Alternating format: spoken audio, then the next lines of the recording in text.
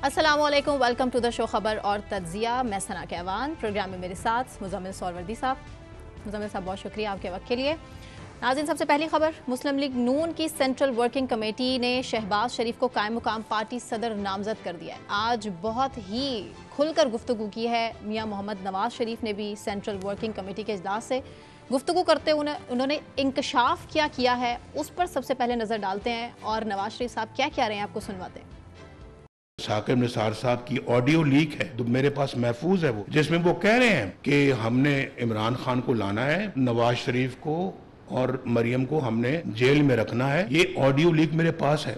वो chief justice of Pakistan ये बातें कर रहा है। मुझे बताएं जरा, क्या इसकी अकाउंटेबिलिटी नहीं होनी चाहिए? चीफ जस्टिस बनने मुजम्मिल साहब, सुना नवाज शरीफ साहब ने तो साफ कह दिया कि ऑडियो तो उनके पास मौजूद है और साबिक चीफ जस्टिस साकिब निसार साहब ने खुलकर कह दिया था जी किसको लाना है किसको हटाना है। मजीद आप रोशनी डालिए। साकिब निसार साहब का नाम नहीं लिया, ये आपने लिया है। नवाज शरीफ ने साकिब निसार का नाम नहीं लिया, लेकिन एक अमूमी राय यही है कि ये साकिब निसार साहब की बात हो, ठीक है ना। और साकिब निसार साहब की बेटे की एक ऑडियो पहले है जो वो पीटीआई की टिकटों के हवाले से है और नून लीग बार-बार जिस पर बाबर सत्तार साहब ने जिसकी तहकीकात पर स्टे दिया हुआ है। और ये ऑडियोज जो हैं वो कहाँ से आती हैं वो ये तय करना चाहते हैं। और ऑडियो वाले केस की वजह से ही मुल्क में सारी लड़ाई है इस वक्त। फिर से ऑडियो इस वक्त तो आज नवाज शरीफ ने एक और ऑडियो का जिक्र कर दिया। पहली ऑडियो संभाली नहीं जा रही तो नवाज शरीफ ने एक और बम मार दिया कि मेरे पास भी साबिक चीफ जस्टिस की एक ऑडियो है जिसमें वो कह रहे हैं कि नवाज शरीफ को निकालना है और इमरान खान को लाना है।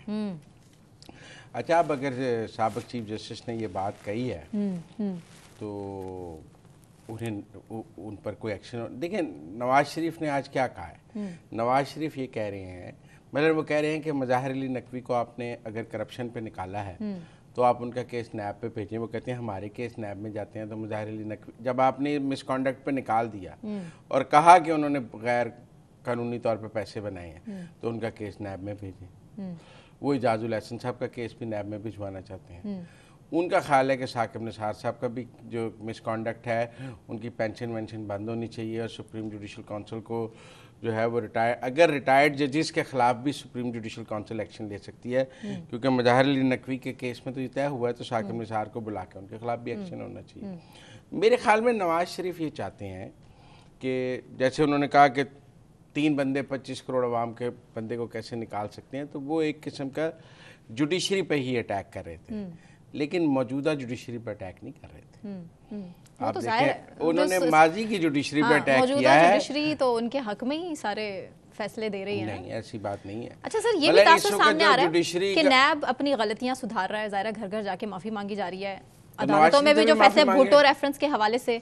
तो अब ये क्या, अब साबिक चीफ जस्टिस साकिब निसार साहब के हवाले से ये बात कर रहे हैं तो ये क्या चाहते हैं कि अब यहाँ से भी माफी तलाफी का सिलसिला शुरू हो जाए अदालतों से भी? नहीं, मेरा मतलब है वो हिसाब चाहते हैं। मेरे ख्याल में नवाज शरीफ माफी नहीं चाहते, वो हिसाब चाहते हैं। एहतसाब नहीं, वो हिसाब चाहते हैं और उनका ख्याल है उनके साथ जो ज्यादती की गई है उसका हिसाब होना चाहिए। अच्छा, उन्होंने एक और बड़ी इंटरेस्टिंग बात की है। 2013 में अगर हम ना चाहते ना तो केपी में कभी ना हुकूमत बन पाती पीटीआई की। ठीक है, उस वक्त मुस्लिम जेयूआई और वो बाकी पार्टियां, लेकिन इसका मतलब मौलाना साहब को उन्होंने तब से नाराज किया जो आज भुगतना पड़ रहा है। मतलब आप उस वक्त पीटीआई बड़ी जमात जरूर थी लेकिन अक्सरियती जमात नहीं थी। अच्छा, अक्सरियत किसी भी जमात के पास नहीं थी। और आज पीटीआई ने भी इत्तेहादी हुकूमत बनाई थी, मौलाना भी इत्तेहादी हुकूमत बनाना चाहते थे। नवाज शरीफ ने इनकार कर दिया कि हमने चार्टर ऑफ डेमोक्रेसी में लिखा है कि पहला राइट उसका है जिसके पास ज्यादा सीटें हैं तो उनके पास हैं वो बना ले। अच्छा, नवाज शरीफ साहब ने इतराफ़ करते हुए ना साथ ही मौलाना साहब को अपना भाई भी कह दिया और कह दिया कि जी मैं पहले ही बता रहा हूँ कि मौलाना साहब से बड़े अच्छे ताल्लुक आते हैं, क्योंकि उनको बाद में शायद सोचना पड़ा ये कि मैंने कह तो दिया कि 2013 का हुकूमत मौलाना साहब पहले ही मैनेज हो पा रहे। ये बात कई दफा हो चुकी है, it's now an open secret. ज्यादा इंपॉर्टेंट बात उन्होंने क्या की है, उन्होंने कहा जी कि ज़हीरुल इस्लाम लंदन गए धरनों की प्लानिंग के लिए। खान साहब भी गए कह रहे हैं कि साबिक डीजी ISI ज़हीरुल इस्लाम 2014 के धरनों के लिए लंदन गए।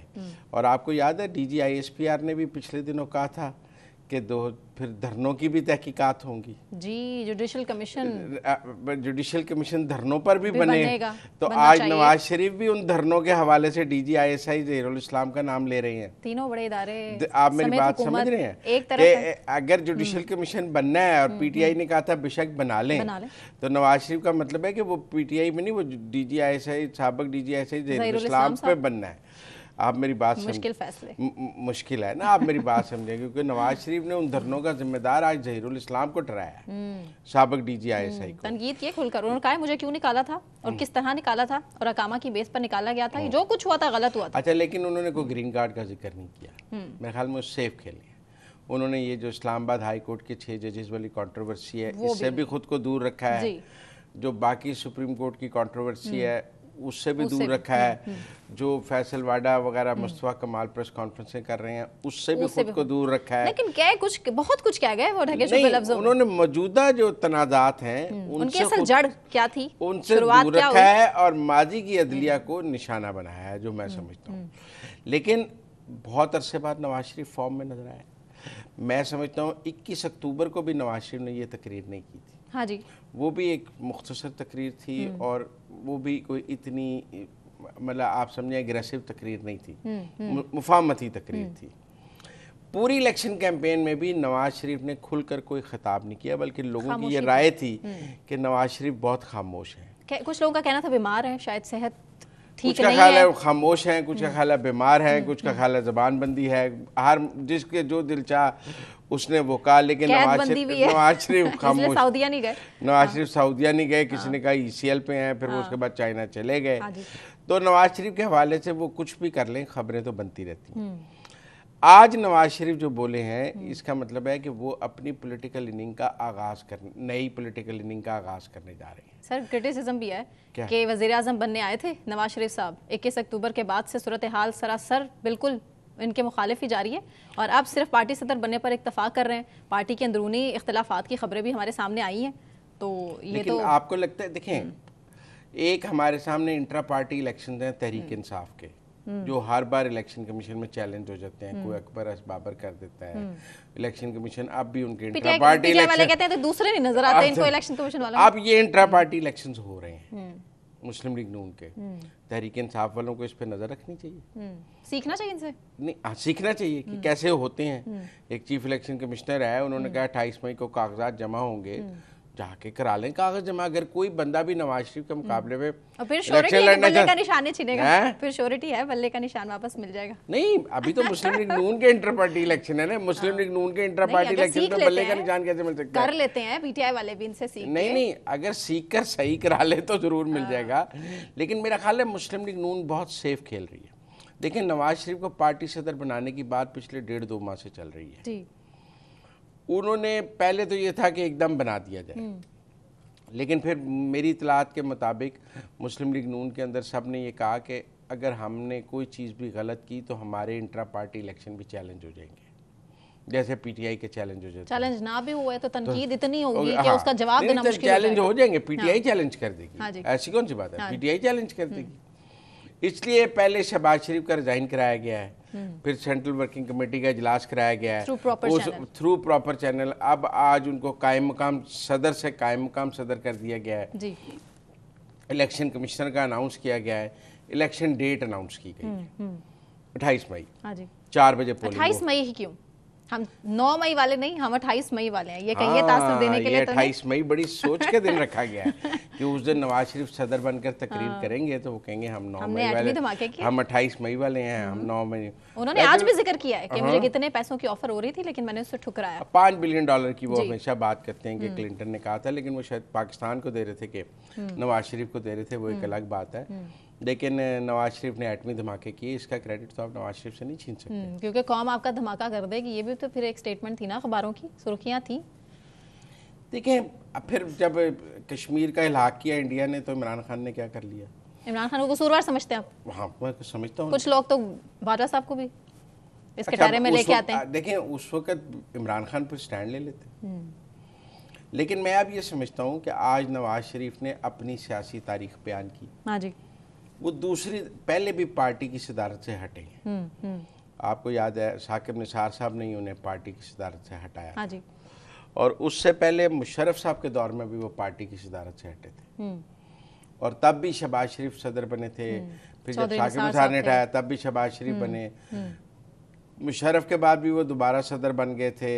अब साकिब निसार के हटाने के बाद भी वो दोबारा सदर बन गए हैं। तो ये म्यूजिक ये हमेशा ही होता आया है कि जब वो वापस छिन जाती है, वापस आ जाती है, फिर वो अब जब वापस अहल होते हैं तो पार्टी की सदारत उनको वापस चली जाती है। अब देखने की बात ये है कि मुस्लिम लीग नून की सियासत में क्या तब्दीली आएगी। क्या ख्वाजा साद रफीक सेक्रेटरी जनरल बन जाएंगे या एहसन इकबाल ही सेक्रेटरी? इस वक्त तो $1 मिलियन क्वेश्चन ये नहीं है कि नवाज शरीफ पार्टी सदर बनेंगे। उस बारे में तो बहाम ही कोई नहीं कि नवाज शरीफ पार्टी सदर बनेंगे।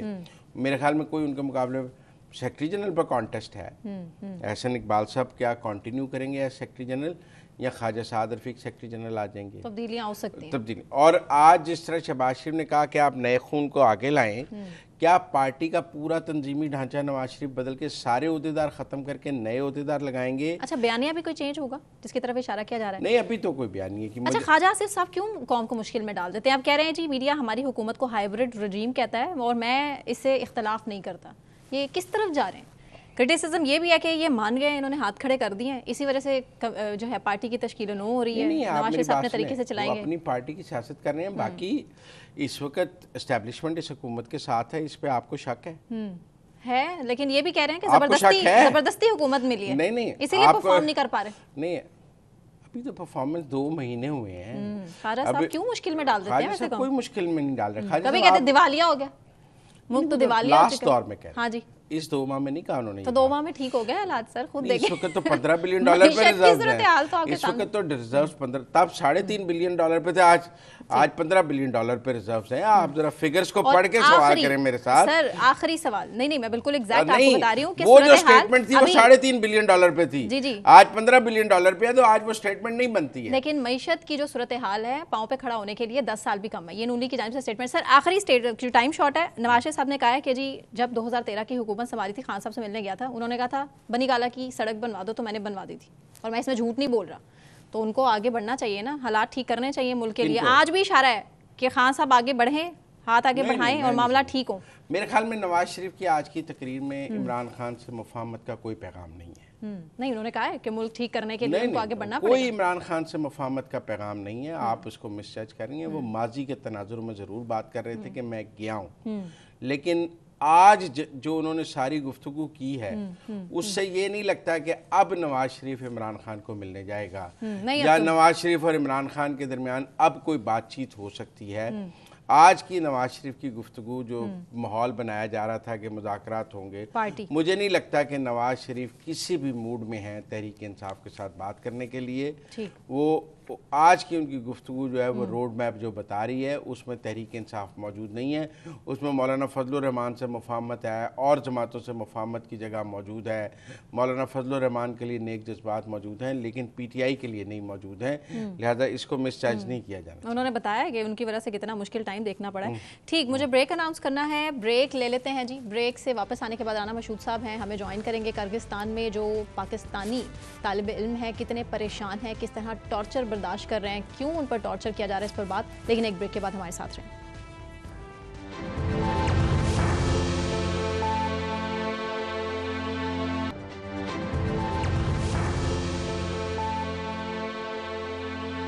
वेलकम बैक नाज़रीन।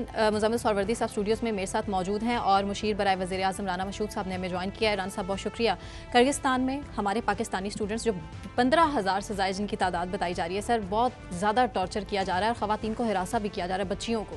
गवर्नमेंट क्या कर रही है? बिस्मिल्लाहिर्रहमानिर्रहीम। देखें, सबसे पहली बात तो ये है कि गवर्नमेंट, मेरा ख्याल है कि वाहिद एम्बेसी पाकिस्तान की थी जो थ्रू आउट राब्ते में रही, बच्चों के साथ राब्ते में रही। वहाँ पर हमारे एम्बेसडर हैं हसन ज़ैगम साहब, उन्होंने वहाँ पे 4 बजे सुबह तक, तो वो बच्चे वहाँ पर बता रहे हैं कि वहाँ के 4 बजे सुबह तक वो ख़ुद ऑनलाइन थे।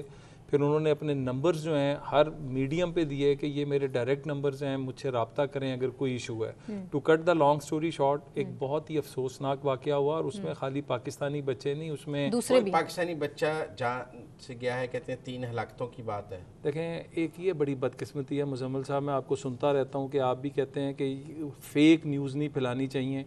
मैंने बहुत सोर्सेज से वहाँ पे पता किया, कोई डेथ नहीं हुई पाकिस्तानी किसी बच्चे की, कुछ नहीं हुआ। हमारी जो गर्ल स्टूडेंट्स हैं उनको हिरासत किया, वॉइस नोट्स आए उनके, मेल हैंडलिंग, हरासमेंट, इसके क्या वाकयात हैं? हमारी लड़कियां कितनी हैं वहाँ पे? लड़कियां भी वहाँ पे तादाद बहुत है, मतलब 5-7 हज़ार तो बच्ची हैं वहाँ पे, जो लड़के और लड़कियों का उससे ज़्यादा तादाद में है। और वहाँ पर इनिशियल जब मॉब निकला ना, तो एक मॉब की साइकी होती है, हमने तो पाकिस्तान में भुगते हुए हैं ये धरने और मॉब्स, तो जब मॉब निकलता फिर ये कंट्रोल नहीं होता, पुलिस भी कुछ नहीं कर रही एकदम नहीं। जब एकदम वो निकले ना तो किसी को भी पता नहीं था, तो इनिशियल जो हुआ बिल्कुल नहीं। ये बड़े अफसोसनाक बात है जो सोशल मीडिया पे चल रही है, शर्म आनी चाहिए इनको जो इस तरह की बातें फैला रहे हैं। क्योंकि मैं तो वालिदैन के साथ भी राब्ते में हूँ, डायरेक्ट बच्चों के साथ भी राब्ते में हूँ, हॉस्टल्स के साथ भी राब्ते में हूँ। वहाँ पे जो एडमिनिस्ट्रेशन है, वीडियोस हमारे सामने आ रही हैं, छुप के बैठे हैं, खाने को कुछ नहीं है, ये सिचुएशन है, ये हकीकत है। ये हकीकत है क्योंकि जब मॉब निकला तो जो तो अच्छा जख्मी भी हुए हैं बच्चे, मतलब देखें जो चीज़ है फटे हुए हैं, ना बुरी तरह से जख्मी जी। इनिशियल जो हुआ, क्योंकि इजिप्शियंस के साथ लड़ाई हुई थी, तो बदकिस्मती से वो हमारे खदोखाल और वो भी हमारे बच्चे, तो वो ओवरऑल वो सब कुछ पढ़ गए। जो जितने बच्चे बाहर से पढ़ने आए हुए थे, तो बाहर के ममालिक के जो बच्चे हैं उन सब के साथ हुआ, ये खाली पाकिस्तानियों के साथ नहीं हुआ।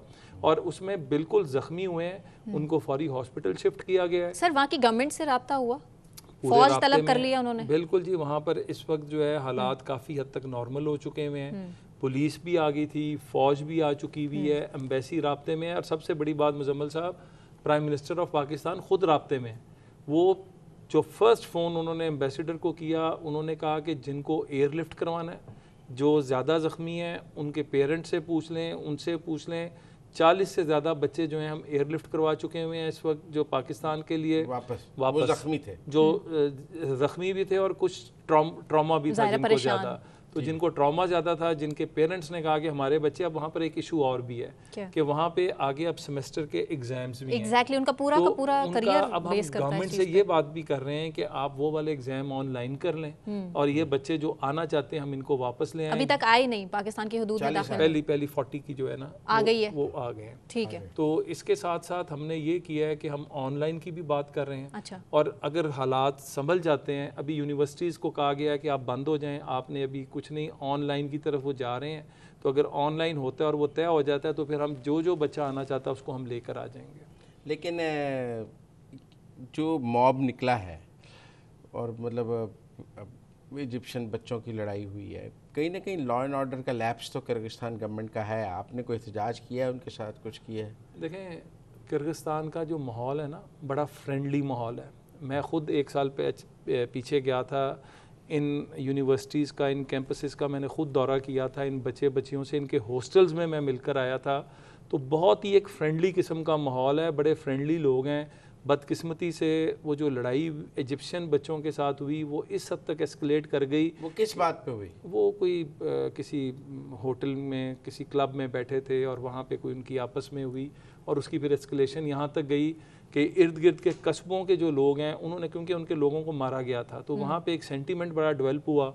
जब वो आए हैं तो उन्होंने फिर कोई तफरीक नहीं की, उनको हॉस्टलाइट जो नज़र आया, जो स्टूडेंट नज़र आया, उसके साथ उन्होंने। अच्छा राना साहब, वहाँ पे जो कुछ स्टूडेंट्स हैं उनसे बात भी हुई है, वो ये क्लेम कर रहे हैं कि इस तरह के वाक़यात यहाँ पर मामूल के मुताबिक होते हैं। इंडियन मीडिया ने भी इसको कुछ दिनों पहले रिपोर्ट किया था कि एक इंडियन स्टूडेंट था, उसकी जान भी चली गई थी, उन्होंने टॉर्चर किया था इस तरह। तो इस तरह हमारे पाकिस्तानी बच्चों का अपने मुल्क को छोड़कर वहाँ किर्गिस्तान में जाकर पढ़ना, गवर्नमेंट क्यों उनको यहाँ पर मेडिकल की फैसिलिटीज़ उस तरह से नहीं देती? बच्चे कह रहे हैं हम अफोर्ड ही नहीं कर सकते पाकिस्तान में। नहीं, 2 चीज़ें हैं, पाकिस्तान के बच्चे हों या दुनिया के बच्चे हों, आप ये बाहर की यूनिवर्सिटीज़ को देखें तो वहाँ पे बच्चे जाते हैं पढ़ने। ऑस्ट्रेलिया के अंदर भी ये वाक़यात हुए थे, वहाँ पे भी जो है बहुत ज़्यादा एस्केलेट हो गया था कि जो बच्चे इंडिया, पाकिस्तान, श्रीलंका, बांग्लादेश से आए थे उनके ख़िलाफ़ आप बहुत एक, तो वहाँ पे फिर गवर्नमेंट को जो है स्टेप्स लेने पड़े थे। यहाँ पे चूँकि ये अब इश्यूज़ पड़े हैं क्योंकि यहाँ पे जो स्टूडेंट बॉडी है ना, सिर्फ बिश्केक के अंदर तमाम मुल्कों की मिला के कोई वो 40,000 से ऊपर जा चुकी है। अब बिश्केक की जो अपनी आबादी है वो 1 मिलियन से कम है, तो 1 मिलियन के अंदर जब 40-50,000 का एक बाहर का फॉरेन स्टूडेंट एलिमेंट आता है तो वहाँ का लोकल और वो एक होती है, तो ये पहले शायद वहाँ पे टेकअप इस तरह नहीं हुआ था, लेकिन अब जो उनकी एडमिनिस्ट्रेशन से बात हुई है तो अब ये आगे इस चीज़ को बिल्कुल वो देखेंगे भी, इसके ऊपर वो स्टेप्स भी ले रहे हैं और इन बच्चों की जो है हिफाजत के लिए भी जो है कंक्रीट मेजर्स लिए पीटीआई ने कहा है सारे बच्चे वापस बुला लिए जाएँ, हुकूमत से मुतालबा किया है कि इर्रेस्पेक्टिव ऑनलाइन होता है या नहीं होता, उन्होंने कहा 10,000 जितना भी हमारा बच्चा है सारा वापस बुला लिया जाए। देखें, अब ये बात कह देना, हम तो पेरेंट्स के साथ भी राब्ते में हैं। पेरेंट्स का सबसे बड़ा कंसर्न है कि उनके बच्चों की सिक्योरिटी, दूसरा कंसर्न ये है कि आने वाले इम्तिहान अगर तो ऑनलाइन हो जाते हैं तो ठीक है, क्योंकि देखें ना अब जून से एग्जाम्स शुरू हैं। एग्जैक्टली उनके तो पूरे के पूरे सेमेस्टर हाँ, जाया, उनका करियर जाया, उनका कैरियर ख़राब होगा। तो हम दोनों चीज़ों को देख रहे हैं, उसके मुताबिक फ़ैसला कर रहे हैं। सबसे पहले प्राइम मिनिस्टर साहब की बहुत क्लियर इंस्ट्रक्शंस हैं कि इन बच्चों की सिक्योरिटी के ऊपर कोई कंप्रोमाइज़ नहीं होगा, इनको वहाँ पर जो सिक्योरिटी देनी है गवर्नमेंट के साथ राब्ते में है, और अगर उनको वापस लाना है स्पेशल फ़्लाइट्स का बंदोबस्त किया जा रहा है, तो जो इनके पेरेंट्स और बच्चे चाहेंगे वही होगा। लेकिन सर अगर किर्गिस्तान की गवर्नमेंट एक्सेप्ट नहीं करती कि हम ऑनलाइन एग्जाम नहीं ले सकते, बच्चे छोड़ गए, इसका मतलब इनका करियर खराब, तो पाकिस्तान क्या फैसिलिटेट करेगा? देखें, डिग्रीज देगा उनको यहाँ पर, एडमिशन कैसे लेंगे वो? ये डिग्रीज तो वहाँ की हैं जी, पाकिस्तान इसमें कुछ नहीं कर सकता। पाकिस्तान सिर्फ ये कर सकता है कि उनके साथ बात करके इसको ऑनलाइन करवाए। वो नहीं माने तो नहीं, वो मेरा ख्याल है कि काफ़ी हद तक बात हो चुकी हुई है। अभी चूंकि बात हो रही है तो मैं कोई डिस्क्लोज ये नहीं करूँगा, लेकिन मेरा अपना ख्याल है कि चूंकि वो खुद यूनिवर्सिटीज़ बंद करवा रहे हैं तो वो ऑनलाइन की तरफ जाएंगे। अच्छा, ये अब ये भी बहुत आ रहा है कि जी जो हमारे बिश्केक में एम्बेसी है उसके सिर्फ 2 ही अफसर हैं, बहुत छोटा सा मिशन है और वहाँ कोई स्टाफ भी इतना ज़्यादा नहीं है। जहाँ हमारे 15,000 बच्चे हैं वहाँ हमारी एम्बेसी में सिर्फ 2 ही अफसर हैं। नहीं, वहाँ पे टोटल का स्टाफ जो है ना 6 से ऊपर का है, और मैं ये इनको दाद दूंगा कि 6 भी बहुत छोटी एम्बेसी है, 2 अफसर हैं, बाकी 4 एक्टिव नहीं थे, उन्होंने वेरी एक्टिव कांटेक्ट नहीं किया, बच्चों ने बड़ा इस चीज़ को देखें जो चीज़ एक्चुअली ये लोग इतने बुरे हालात में भी निकले हुए थे, बच्चों से राब्ते कर रहे थे। आप देखें कि एम्बेसडर ने अपने ज़ाती नंबर हर फोरम पे डाले कि जी ये मेरा नंबर है, आप अभी भी फ़ोन करें वो आपका फ़ोन उठाएंगे। बच्चों के कई गले कटे हुए हैं, नाक सर फटा हुआ है, जो आपने देखी हैं वो तस्वीर जो आई हैं। जी जी बिल्कुल, मैं उनको पूरी दुनिया में इस पर अब जो है, अच्छा ये जो तस्वीरें हैं ना, ये पाकिस्तानी बच्चे कम है, बाकी मुल्कों के बच्चे उन्होंने दूसरे कंट्रीज ने वापस बुलवाए स्टूडेंट्स, कुछ मुल्कों से जो है उन्होंने शुरू कर दिए हैं बुलाने। अच्छा। हमारी जो सबसे ज़्यादा स्विफ्ट है, क्योंकि हमारे पास 40 की स्पेस अवेलेबल थी, जो जहाज़ आ रहा था उसमें इनिशियल 40, और अब हम स्पेशल फ़्लाइट्स जो हैं उनका कर रहे हैं। जिस तरह हमें डिमांड आती जाएगी उस तरह हम बच्चे वापस बुलाते जाएंगे। आपने जो प्राइम मिनिस्टर की सुबह बात हुई कि हमारे एम्बेसडर के साथ, एम्बेसडर के क्या व्यू था कि चीज़ें कंट्रोल में हैं या आउट ऑफ कंट्रोल? देखें, एम्बेसडर साहब से प्राइम मिनिस्टर साहब की भी बात हुई, अता तारड़ साहब की भी बात हुई, मेरी भी बात हुई, फिर नीचे जो उनका स्टाफ है उनसे भी बात हुई। तो हमारा पहला यही था कि आप लोकल एडमिनिस्ट्रेशन के साथ रब्ता करके सबसे पहले इन बच्चों की श्योरिटी एंड सिक्योरिटी को जो है वो यकीनी बनाएं। उसके ऊपर एक फ्रैंकली वहाँ पे चूँकि उनके वहमो गुमान में भी नहीं था बिश्केक की इंतज़ामिया के कि इस हद तक एस्केलेट होगा, तो फ़ौज भी अब मंगा ली गई है। अब गलियों के ऊपर जो है वो मुझसे जो अब शेयर हो रही हैं फ़ोटोग्राफ्स और वीडियोज़, मतलब सुकून है। मतलब अब एक आधा वाकया हो रहा है, कल रात जो हाइप थी अब वो नहीं है, लेकिन अभी भी एक आधा वाकया हो रहा है। एक आधा वाकया जो है ना डोर नॉकिंग की हद वो फौज ने शायद कंट्रोल अब फौज आ गई है। तो इसीलिए सूरत हाल सोवियत यूनियन पुराना उसका इलाका था, तो वहाँ पे फौज और पुलिस की बड़ी अहमियत है। जब वो निकलती है तो लोग जो है ना उनकी पूरी रिस्पेक्ट भी करते हैं। तो वो जब से वो निकले हैं तो चीज़ें बहुत डाउन हुई पाकिस्तान की तरह। आपको क्या लगता है कितनी देर ये यूनिवर्सिटी कितनी देर बंद रहेंगी? अगर अभी तो मेरा ख्याल है जो सेंटीमेंट है और जो हमारी इनिशियल वहाँ पर बात हुई है 1 हफ्ते का, तो उन्होंने कहा है ठीक हो, उसके बाद जो हालात बनेंगे उसके मुताबिक देखा जाएगा। ठीक सर, ब्रेक अनाउंस करना है मुझे। ब्रेक। राना मशहूर साहब बहुत शुक्रिया आपके वक्त के लिए, आप आए। अब ब्रेक के बाद हम मईशत पर जिक्र करेंगे, IMF के साथ जो नया मुआहदा होने वाला है वो कितना पाकिस्तान के लिए बेहतर साबित होगा, इस पर बात, लेकिन एक ब्रेक के बाद हमारे साथ रहिए।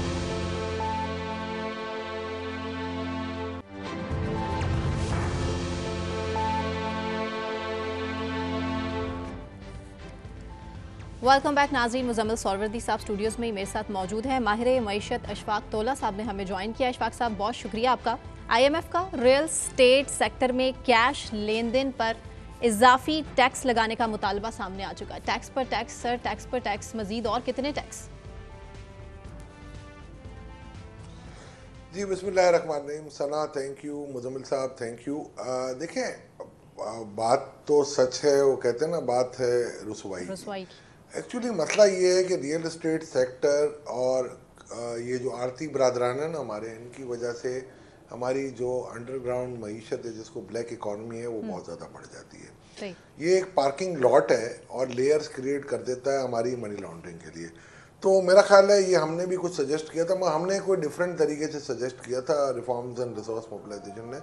हमने कहा था कि आप रियल एस्टेट की वैल्यूज़ को बढ़ा दें, कैश को आप ना लाएं, और आप कोशिश ये करें कि इन सब को टैक्स रेट कम करके आप इसको रेगुलराइज करें रियल एस्टेट इन्वेस्टमेंट ट्रस्ट की तरह।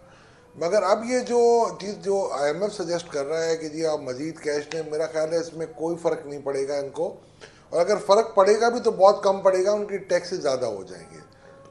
पैसा is not an issue for them, the real issue is documentation. आपका मतलब है कि 2.5% से 5% हो जाएगा या 5% से 10% हो जाएगा, तो वो देने के लिए तैयार हैं। कोई 10 करोड़ का प्लॉट ले रहा है तो अगर उसको 2, 4, 5% टैक्स ज़्यादा भी देना पड़ेगा तो वो दे देगा, लेकिन डॉक्यूमेंटेशन की तरफ नहीं जाएगा। सर देखें, अभी इस वक्त ये जो है ना आपका 10% तो नॉन फाइलर का वैसे ही ऑलमोस्ट बन जाता है, तो अब वो उससे ऊपर ले जाना चाह रहे हैं। मगर मैं ये समझता हूँ कि देखिए, एक तरफ तो आप डॉक्यूमेंटेशन ऑफ इकोनॉमी की बात कर रहे हैं, दूसरी तरफ आप ये बात कर रहे हैं, तो मेरा ख्याल है ये कोई बहुत बड़ा एक तजाद है आपके अंदर, अगर ये बात इसमें हकीकत है। क्योंकि अभी ये सारे अखबारी तराशे हैं और ये या मीडिया की न्यूज़ है। जब तक ऑथेंटिसिटी के साथ आपको, मेरा ख्याल है, मैं ये समझता हूँ कि इस स्टेज पे कोई स्टाफ लेवल एग्रीमेंट की बात भी नहीं होगी।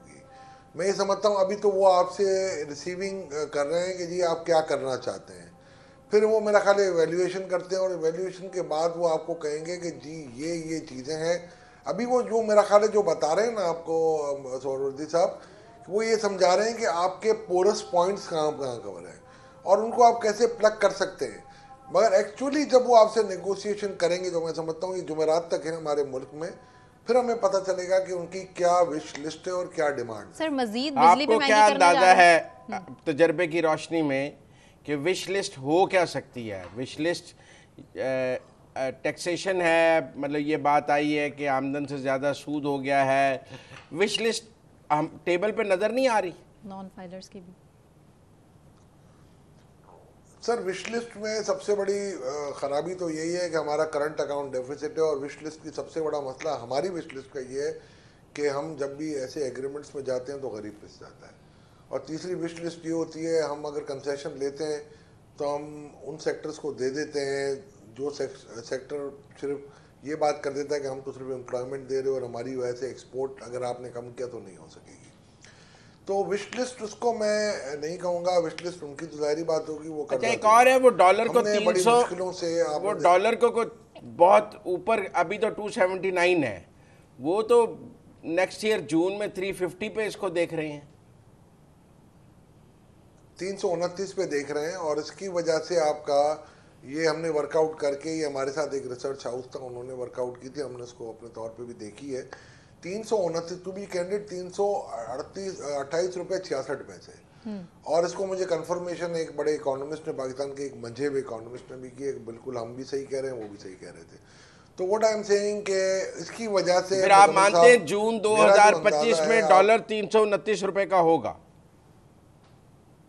मेरे अंदाजे में आज भी वो 235 रुपए का है, बट इन्होंने जानबूझ के इसको रखा हुआ है 278 पे, और इसकी वजह से हमारा इन्फ्लेशन अगर एवरेज पे देखें तो 4.5%, वैसे 9% लगा हुआ है।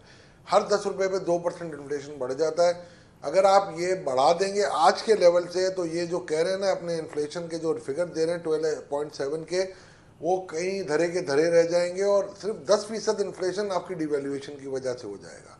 और फिर आप जब ये टैरिफ एडजस्टमेंट करेंगे 7 रुपये पर यूनिट, जो अखबारी तराशों में है, अभी फाइनल फिगर्स नज़र नहीं आ रही हैं, तो उसकी वजह से 4-4.5% और ऐड होगा, और बाकी चीज़ों को मैं अगर ऐड करूँगा तो ये 21-22% पे फिर इन्फ्लेशन आ जाएगा और फिर हम पॉलिसी रेट नहीं घटा सकेंगे। नहीं, वो बात आपकी ठीक है एक तो, लेकिन ये भी तो कहा जाता है कि पाकिस्तान में एक ही सेक्टर है जो परफॉर्म कर रहा है और वो है रियल स्टेट सेक्टर। यहाँ बैंक्स परफॉर्म कर रहे हैं या रियल स्टेट। अब रियल स्टेट सेक्टर इस वक्त प्राइसेस गिरी हुई हैं, लोगों की इन्वेस्टमेंट डूबी हुई है, डीएचएस की प्राइसेस भी गिरी हुई हैं, एक स्लम्प है। आपको लगता है आईएमएफ के इस नए मुआहदे के बाद ये जो रियल स्टेट का स्लम्प है या स्लो डाउन है वो कंटिन्यू रहेगा? नहीं, मैं बिल्कुल यही समझता हूँ, एक विकसित सर्कल है मुजम्मिल भाई। इसका देखिए मसला क्या है, इसका ताल्लुक शराय सूद से है, इसका ताल्लुक उन इंडस्ट्री से है जो इसके रॉ मटेरियल को सप्लाई करते हैं, इसका ताल्लुक लेबर से है। देखिए ये एक एक्टिविटी जनरेटिंग ज़रूर है, बट इसमें उस वक्त तक आपको एक ठहराव नहीं मिलेगा जब तक इसकी बेसिक यूटिलिटी के लिए ना हो। फाइलों का पेट अगर आप भरते हैं और फाइलों की ट्रेडिंग करते हैं तो ये गलत हो रहा है। मैं अभी जो रियल इस्टेट का जो कॉन्सेप्ट पाकिस्तान में है, वो रियल इस्टेट का कॉन्सेप्ट यही है कि आप स्कीम निकालें और फाइलें बेच दें और फिर आप 6 महीने के बाद उस पैसे से कुछ और काम कर लें और फिर आप डिक्लेयर कर देंगे जी मेरी परमिशन नहीं मिल रही है, मुझे ये प्रॉब्लम हो गया है, या आप ये इतने और पैसे दें। तो मैं ये समझता हूँ कि रियल इस्टेट उस वक्त तक परवान नहीं चढ़ेगा जब तक उसके रियल मकासद में आप ना लें। और उसका एक ही बेसिक तरीका है, जो मुझसे अगर आप सोल्यूशन पूछेंगे तो real estate investment trust REIT के अंदर का जो मॉडल है आपका, उस मॉडल में मैं नहीं कहता कि हर प्रोजेक्ट को रीट पे लाएं, बट जो रीट का जो टैक्सेशन सिस्टम है ना वो आप ले आएंगे। अब जब आप रीट का टैक्सेशन सिस्टम लाते हैं तो आज जिस प्लॉट की वैल्यू है से 3 लाख रुपए, वो रीट के अंदर वो 10 लाख रुपए का होगा क्योंकि रियल वैल्यू पे होगा। और जब आप टैक्स कम करेंगे, अगर से सपोज 3% टैक्स है और अगर आप उसको 1% कर दें और 10, तो आपको टैक्स भी ज़्यादा मिलेगा, बट लोगों के पास इतना वाइट मनी नहीं है, बैंक से वो बोरो नहीं कर सकते क्योंकि इंटरेस्ट रेट बहुत हाई है। तो लिहाजा आपको ये विकसित सर्कल है, इसको तोड़ने के लिए आपको इंटरेस्ट रेट में पहले ठहराव लाना पड़ेगा। बट जब तक आप इंटरेस्ट रेट में ठहराव नहीं ला सकते, जब तक आप फिक्टिशियस वे में, आर्टिफिशियल वे में करेंसी को अपवर्ड रखेंगे और इसमें इनका जो इन्फ्लेशन 4-5% है उसको जब तक आप डंप नहीं करेंगे, नीचे नहीं लाएंगे, पॉलिसी रेट को नीचे नहीं करेंगे, उसमें आपको डबल फायदा है। गवर्नमेंट के अपना एक्सपेंस भी कम होगा, दूसरी तरफ लोगों को रिलीफ भी मिलेगी इन्फ्लेशन की वजह। अच्छा, अब ये जो जो बैंकों से पैसे, ये जो और आप एमनेस्टी नहीं दे सकते, आप एमनेस्टी नहीं दे सकते। नहीं, अब ये जो बैंकों से नॉन फाइलर्स के पैसे निकलवाने पर टैक्स है, ये ट्राई हम पहले भी कर चुके हैं, इसका कोई फायदा नहीं हुआ था। शायद को थोड़ी बहुत आमदन हो जाती हो, लेकिन लोग वो टैक्स का फायदा हो सकता है, लोग पैसे दे देते हैं, फाइलर नहीं बनते। ये नहीं सर, आप पहले समझ जाए। अगर देखें, हमारा मकसद ये था, ये जब लगा था उस वक्त मैं भी उस टीम में था जिसने ये सजेस्ट किया था, और मकसद ये था कि आप उसका डॉक्यूमेंट कलेक्ट करें और डॉक्यूमेंट कलेक्ट करने के बाद आप उसको फाइलर बनाएं। अब आप ये अगर स्टिक लेके निकलेंगे ना शौरवर्दी साहब, तो कोई नहीं मानेगा। बच्चा अगर बिगड़ा हुआ है तो स्कूल ले जाने के लिए पहले कैंडी फ्लॉस दिया जाता है कि बेटा ये चॉकलेट ले लो, फिर 2 चॉकलेट देते हैं, फिर एक थैली दे देते हैं, फिर भी नहीं मानता तो stick is the last resort. हम उस रिजॉर्ट को पहले लेके आते हैं, तो ये हम गलत करते हैं। मकसद यही था, बट जब रेवेन्यू आने लगा तो एफबीआई ने बोला क्या ज़रूरत है। दूसरा, बैंकों ने कमाल क्या किया कि उन्होंने गवर्नमेंट के खिलाफ एक पिटीशन फाइल कर दी कि जी हम तो ये डिटेल नहीं देंगे क्योंकि ये सीक्रेसी के खिलाफ है, उनको कॉन्स्टिट्यूशनल गारंटी है। एसबीपी जो बैंकिंग ऑर्डिनेंस में है उसमें भी ये एम्बेड है कि इन्फॉर्मेशन लीक नहीं होगी। अब अगर इस किस्म के रवैये हमारे, और अब ये हमें कहा गया कि जी कि हमारी जो है ना डिपॉजिट विड्रॉ हो जाएंगे, और कोई डिपॉजिट विड्रॉ नहीं हुई। मैं बैंकों को मोरद इल्ज़ाम नहीं ठहराता, मगर अगर आप सहूलत देंगे टैक्स पेयर को तो टैक्स पेयर आने के लिए तैयार है। जैसे मैं आपको मिसाल दे चुका हूँ पहले आपके प्रोग्राम में भी और डिफरेंट प्रोग्राम्स में भी कि ताजरों से मैं 250 अरब टैक्स ला सकता हूँ और लाने के लिए तैयार था और एग्री करवा लिया था। बट ये ताजिर दोस्त स्कीम, ये केयर टेकर सेटअप ले आई और अब ये कैरी फॉरवर्ड कर रहे हैं हमारी टीम, उसका कोई हासिल नहीं होगा। मैं पहले ही कह चुका हूँ आपको कि इसका कोई हासिल नहीं है। अब तो हर रीजनल ऑफिस में उन्होंने ताजर दोस्त स्कीम का अलग स्टाफ कर दिया है, फैसिलिटेशन सेंटर्स बना दिए हैं कि ताजर आएँ और फौरन रजिस्टर हो जाएं। तो क्या फायदा हुआ? 2500 हुए हैं अभी तक। 80 लाख में से 2,500 अगर हो जाते हैं कि ऊँट के मुंह में जीरा भी कहना भी मेरा ख्याल है इसकी तौहीन होगी। आपको कब तक लगता है ये IMF का जो हमारा स्टाफ लेवल एग्रीमेंट है, आप कब तक देख रहे हैं? मैं नहीं समझता हूँ कि अभी आएगा। अभी तो ये बजट के मेजर रिव्यू करेंगे, फिर इनका एक ये होगा कि अभी ये जाएंगे वापस, फिर ये मेरा ख्याल है ये देखेंगे पहले कि बजट में हम क्या करते हैं, क्या इनकी जो कंडीशनैलिटीज हैं उसको हम पूरा करते हैं।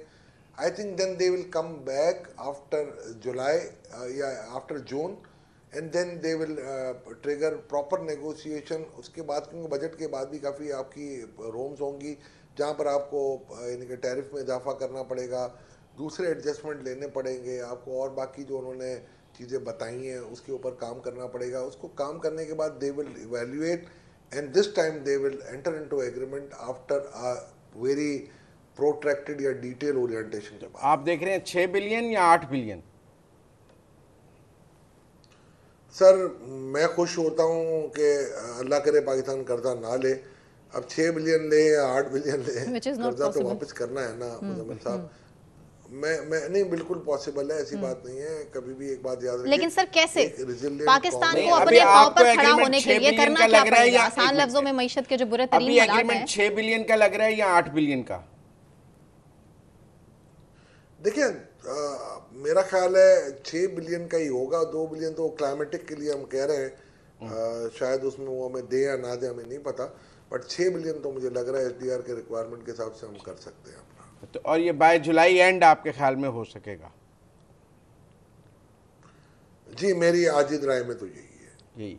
और ये जो बार बार कहा जा रहा है कि आपने भी पावर टैरिफ एडजस्टमेंट की बात की, फिर आप रुपी डिवेल्यूएशन की बात की, ये सब कुछ हमें जुलाई से पहले करना पड़ेगा।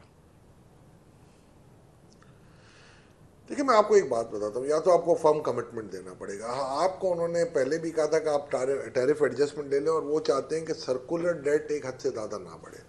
आपने टैरिफ एडजस्टमेंट करने के बावजूद भी आप सर्कुलर डेट आपका बढ़ जाता है, तो उसका मतलब है खराबी एक चीज़ जगह नहीं है, बहुत सी जगहों पे है।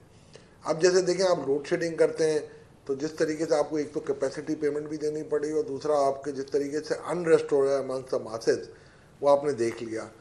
आपको मैं समझता हूँ इन माय हम्बल व्यू कि आपको एक बहुत बड़ी सर्जरी करनी पड़ेगी, और या तो आप इसके जो पॉलिटिकल ऑयल है इसको आपको बर्न करने के लिए तैयार रहना पड़ेगा किसी भी गवर्नमेंट को, और अगर कोई नहीं हो सकती तो फिर आपको IMF को कह के इस कॉम को करना पड़ेगा 1-2 साल तक आप बर्दाश्त करें, और इसमें स्लोली एंड ग्रेजुअली आप उसको रिकवर करेंगे। बट 2 साल आपके अगले बहुत टफ हो सकते हैं अगर if you opt not to enter with the IMF, और आपको 2 साल तक China, Saudi Arabia, UAE, Qatar और ये जो दोस्त ममालिक हैं उनसे रिक्वेस्ट करनी पड़ेगी कि आप हमें डेफरमेंट दे दें। आपको अपने इंपोर्ट सब्सटीट्यूशन की तरफ और एक्सपोर्ट एनहांसमेंट की तरफ देखना पड़ेगा।